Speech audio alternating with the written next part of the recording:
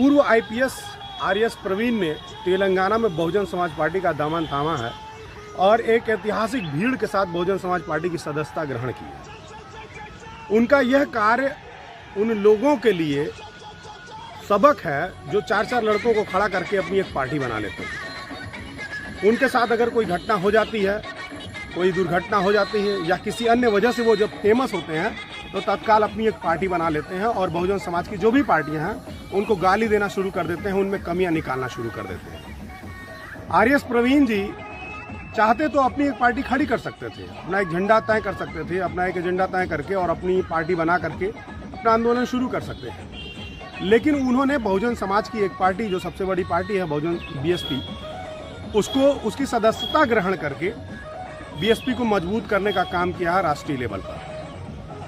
अब मैं ये बातें क्यों कह रहा हूँ? सोचिए कि केंद्र में या तो कांग्रेस आती है या तो बीजेपी आती है। ये दोनों आपस में सांपनाथ और नागनाथ वाली स्थिति है। ये दोनों आपस में लड़ते हैं, एक दूसरे को प्रतिद्वंदी बनाते रहते हैं। मीडिया भी इन्हीं को फुल फ्लैश कवर देती है। तीसरा कोई विकल्प इस देश में उभर करके सामने नहीं आ पाता है।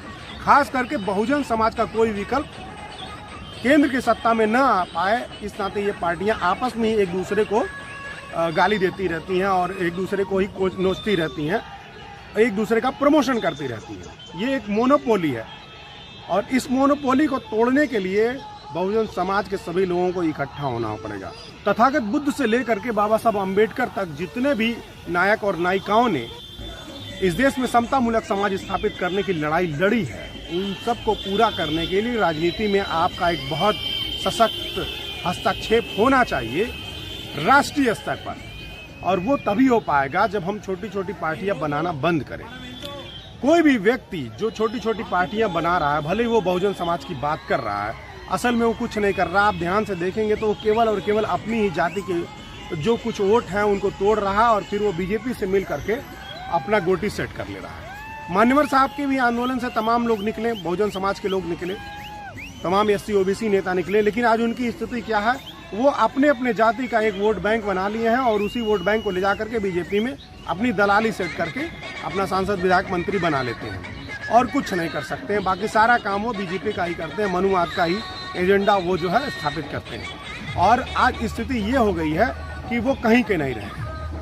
आरएस प्रवीण जी ने जो काम किया है तेलंगाना में बहुजन समाज पार्टी का सदस्यता ग्रहण करके, उन्होंने पूरे देश में बहुजनों के मान सम्मान को ऊंचा किया है और एक संदेश दिया है। उन्होंने मंच से भी ये बात कही कि बहुजनों एक हो जाओ और तेलंगाना में हम लोग बहुजन साम्राज्य स्थापित करते हैं। और इस तरह से उन्होंने पूरे देश के बहुजनों को संदेश दिया है कि छोटी छोटी पार्टी बना करके बंटने की जरूरत नहीं है। अगर आपको कहीं से प्रसिद्धि मिल जाती है, कहीं से आप फेमस हो जाते हैं, इसका मतलब ये नहीं कि आप अपनी एक अलग पार्टी ही बना लें और वोट को बांटना शुरू कर दें। सामाजिक रूप से भी आंदोलन किया जा सकता है, बिना चुनाव लड़े भी देश को बदला जा सकता है, समस्याओं से लड़ा जा सकता है और बहुत सारे लोग लड़ रहे हैं।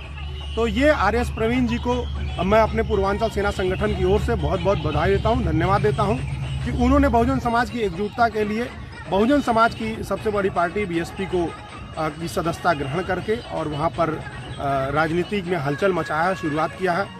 उनकी सदस्यता ग्रहण करने के दौरान जो जन समर्थन इकट्ठा हुआ है, उस जन समर्थन को देख करके हर कोई खुश है, कौतूहल का विषय बना हुआ है पूरे देश में। मेन स्ट्रीम मीडिया से ये खबर गायब है और उनकी हिम्मत भी नहीं है कि वो उस भीड़ को दिखा सकें। ऐसी भीड़ शायद मोदी भी नहीं जुटा सकते हैं। तो आपको भी देखना चाहिए, समझना चाहिए। आरएस प्रवीण को फॉलो करिए, अनुसरण करिए और उनसे सबक लीजिए। चार चार लौंडों को खड़ा करके पार्टी बनाने से कोई सत्ता में नहीं आएगा, केवल बीजेपी की दलाली हो पाएगी। बहुत बहुत धन्यवाद।